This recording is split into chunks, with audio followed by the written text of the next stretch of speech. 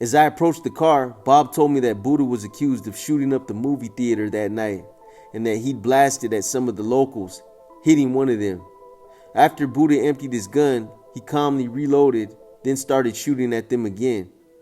He often acted as if he cared more about me than he did about himself. The car pulled away with Buddha in the back seat. I wondered how long it'd be before I got to see him again. Factor Brookins soon became co-ed. Bonnie was in the program, along with a few other cripples from Los Angeles. Later, she became pregnant. Though I felt proud to be a father, I didn't know the first thing about raising the child. I had problems raising myself, but my elation and uncertainty came to a halt a month later when Bonnie had a miscarriage. The baby would have been a boy. That week, Bob and the counselor Kenny suggested I become a junior counselor with a salary. I could be a counselor, get paid, and still be able to go out cripping. Bob then came up with an outrageous idea. He would attend Banning High and play football for Banning. What school in their right mind would accept a bunch of high school rejects with criminal records? But Bob pulled it off and began to train us like professional football players.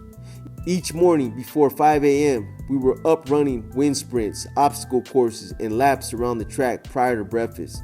I trimmed down from 175 pounds to 160 pounds in a matter of weeks.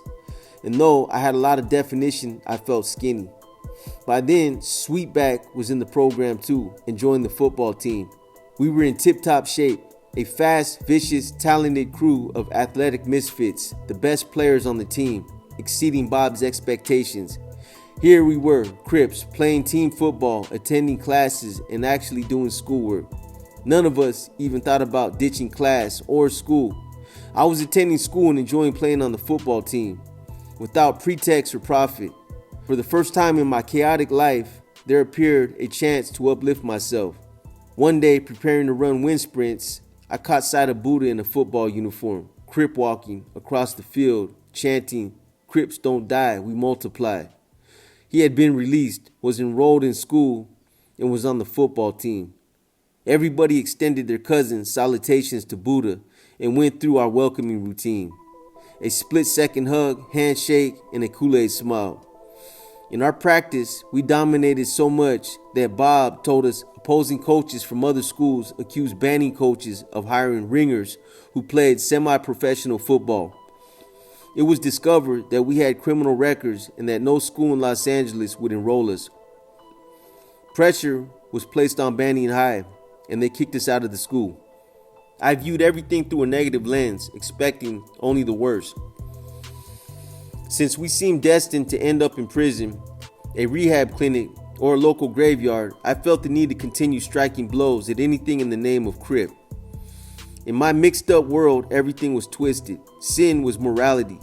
An immature perspective served as my wisdom, and war represented peace. In spite of my cripping ways, I was still receiving a paycheck of $125 every 2 weeks as a junior counselor. I started saving money to buy a car so I wouldn't have to steal one all the time. Cars were vital to us. Sweetback had stolen a 1963 Cocoa Brown Malibu. He was so possessive of it that he attacked our homeboy Cuz for spilling ketchup on it. Herc was so attached to his stolen 1964 Chevy that he bought new brakes and a new ignition for it. He kept that car for a year until he wrecked it during the shootout. The longest I held on to a stolen car was for 2 days, thinking that by then it would be on every cop's hot sheet. I planned to give most of my paycheck to Bonnie to stash and attend a big dice game held in one of the apartments. Buddha enjoyed gambling and was damn good at losing all of his money. Every youth in the program received an allowance of $50 twice a month, and most of them gambled, but Bob or one of his buddies usually would win. Whenever the Soul Los Angeles Brim, Little Dottie, won the jackpot, everybody wanted to rip them apart, and I had to prevent it. But once in a while, a novice would win the jackpot, and this time it was me. I left with $600. That day, I ran across the car outside the area of Banning where we lived. Catching my eye was an immaculate 1963 metallic gold Lincoln Continental with snow white leather interior and suicide doors. After a smooth test ride, I paid $500 for it, then drove it back to the boys' home. Buddha said, "Cuz, that's you? That car fits you to a T." Everybody commented on how sharp, classy, and gangster-reached that car. Spotting this guy Odell with a brand new set of Krager rims, I conceived him to follow me to a vacant house. Once there, I coerced him to take the wheels off his car and then placed him on mine. Next, we had hydraulic lifts put in the front and thick white walls from the House of Chrome that gave my car a 1920 gangster look. The Lincoln was a real head turner, a modern army tank creeping through enemy territory, ready to do battle. With the flamboyant air that surpassed Marcus Garvey's, I'd arrive on the scene, Buddha and I in the backseat and Herc driving. We step out in complete crip attire with fancy wooden canes and a readiness to engage in combat. The car also became a target for police harassment. I'd get pulled over several times within a radius of 10 blocks. Under the watchful single eye of their revolver, they'd hold me curbside hostage until a search of my car was complete. Throughout the day, I'd be tag teamed again by the Lenox Sheriffs, the Los Angeles Police, or the Firestone Police harassing and searching for contraband. In front of Bonnie, one cop scratched the serial numbers off my tape deck, then arrested me for receiving stolen property. When I sat in jail, there was a 72-hour investigation that culminated with the charges being dropped. Plenty of times when the cops pulled me over and found nothing incriminating, they'd arrest Bonnie for truancy. She was 17 and required by law to be in school. I thought marriage would resolve the problem. On our wedding day, there were torrential rains. The window button on the driver's side was stuck. The window wouldn't close, and I got soaked. The wedding was simple and brief. No tuxedo, wedding gown, wedding ring, wedding cake, and no traditional honeymoon. Since Buddha wasn't on hand as best man, Bimbo substituted as witness and rice thrower. Being callow and unpolished, I didn't take the marriage seriously, even though Bonnie was devoted and loving. I was loyal to Crippen and nothing else. Our wedding day was expedient and unsentimental. After the ceremony, I dropped Bonnie off at her mother's house and went on my merry way. The following day, I was out caravanning with Buddha and other homeboys in a turquoise Le Mans we had bought. We went to a self-serve car wash on Western and 74th Street. While washing my rims, I saw a couple of carloads of dudes drive up and park on the side street. As two people got out of the car and walked towards us, Buddha boldly confronted them and questioned their motives. Trigger happy, Herc stood off to the side. I stood up and walked toward Buddha. The larger of the two introduced himself as Big James and the slimmer fellow as Michael. As I got up closer, I heard Buddha say, "Well, there's Tookie, what's up?" After introducing himself to me, James stated he'd been hearing a lot about the Crips and that he wanted to join us. He mentioned a dance at the Young Men's Christian Association, YMCA, behind the Crenshaw Mall where we could meet later that night. Buddha kept tapping me on the arm whispering, "Cuz, I don't trust this dude," but I waved him off and told James we'd be there. Buddha reminded me after they left that the YMCA was in the same area where we had raided several of the Rebel Rousers parties a week before and seized a bunch of leather coats. But I didn't forget, I simply didn't care. I was no zip damn fool. I did do some asinine things, but usually there was a method to my madness, except when I was loaded. I saw this as an opportunity to expand the West Side Crips and was going to take it. That night we showed up to the YMCA after 10 p.m. and parked our cars across the street in the shopping mall. I left my keys with Bonnie in the car while Lil Jackie stayed in Buddha's car. I opted for just a handful of us to be there, me, Herc, Blackie, and Monk. The YMCA looked completely deserted. There were no other cars nearby. I felt a little uneasy, wondering if this was a setup. When we entered, the YMCA was jam-packed. People were bumping with the James Brown song, "Pass the Peas." Though Big James was nowhere around, I decided to wait a while to see if he showed up. A short time later, this guy showed up saying, "Big James is outside, waiting for Tookie." Once outside, I saw James standing on the corner next to his homeboy Michael and another guy, who had one hand in his coat pocket. As soon as we stepped into the open, more of James' homeboys appeared, surrounding us in a semicircle. Standing in creepy silence, the breeze chilled me.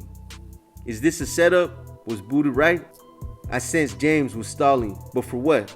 Reinforcements? I tried to calm myself knowing that Herc and Buddha were packing, but was it enough to ward off the larger numbers? The silence was driving me crazy. I didn't like feeling trapped or vulnerable. As I looked eye to eye with James, anger began to swell up within me and my patience wore thin. I could wait no longer. I spat out. So what's it going to be, James? Crip or what? If something was supposed to happen, then let's get the show on the road. Standing there at 6 foot 2 inches and more than 200 pounds, Big James was larger than me. But I believed in the legend that I was a giant killer. I saw indecision in James' eyes. I repeated the question with some heat. What's it going to be, Crip or what? Big James then broke the silence. Yes. After a brief handshake, the tension relaxed, but heightened when a squad of cop cars descended upon us from every direction. A helicopter spotlight beamed overhead. They ordered us to get down on our knees and lock our fingers on top of our heads. Though the cops didn't find any weapons on us, several were found a few yards away. There was enough to take us all to jail. Bonnie had the presence of mind to follow the police car to the station. Inside, the cops interrogated us one by one. Since no one talked, we were charged only with possession of a deadly weapon. That's when James' homeboy Paul spoke up. There's no need to do that. The guns are mine. Riding the beef was common among my homeboys, but to witness someone do it outside our circle was unusual. I was impressed. Later on, Big James assured me they were ready to become part of the West Side Crips. Big James and his crew will be known as the Harlem Crips. During a brief stay in the Los Angeles County Jail, I ran into his homeboy Paul, who revealed they were supposed to smoke me on that particular night. They also planned to smoke the madman Buddha because he was too dangerous to leave alive if I was dead. That was to be a retaliation for our mobbing and crip stomping some of their relatives and homeboys at a party. Paul said, "Cuz, we literally mapped out a plan to smoke you, but Big James didn't follow through." They were now West Side Crips. That's all that mattered to me. Driving back to Banning, I relished the moment, knowing the West Side Crips were evolving into the dynamic force I had envisioned at Camp Rocky. While buffing iron in the apartment at Factor Brookings with Little James and Buddha, I rehashed the latest addition to the West Side Crips and how we would continue to grow. I jokingly told them the world will know exactly who the Crips are. When it was my turn to work out with the barbell doing back arms, I stood before the full-length mirror and boasted, one day my arms will be so yoked up, no one will ever believe it. But Little James interjected and said, "That's cool, cuz, but what about a powerful chest?" "That's cool, cuz, but what about a powerful chest?" He was right. I needed a monstrous, powerful chest. Little James worked his arms, but he also worked on his chest. He was the first Crip among us who bench pressed more than 300 pounds. He was the one who encouraged me to start benching, and soon I was out benching Little James and any other Crip. When I wore a short sleeve shirt, my appearance had a noticeable effect on women. It was odd how I always felt twice as muscular as I really was. Bob was increasingly aware of the gang epidemic spreading throughout Los Angeles and Compton. In addition to establishing more boys' homes, he wanted to bring public focus onto the serious youth problem. Bob published a small Compton newspaper with an article called The Baddest, with Buddha, Little James, Warlock, Melvin, Sweetback, Monk, and me on the front cover. It introduced the city to a gang called the Crips. Occasionally, Bob would set up youth prevention workshops to expose this plague, but his warning fell on deaf ears. It wasn't long after his attempt to warn the masses that the Factor Brookings program was terminated. Our refuge was gone. We were kicked back into the gut of South Central and into the full-time cripping.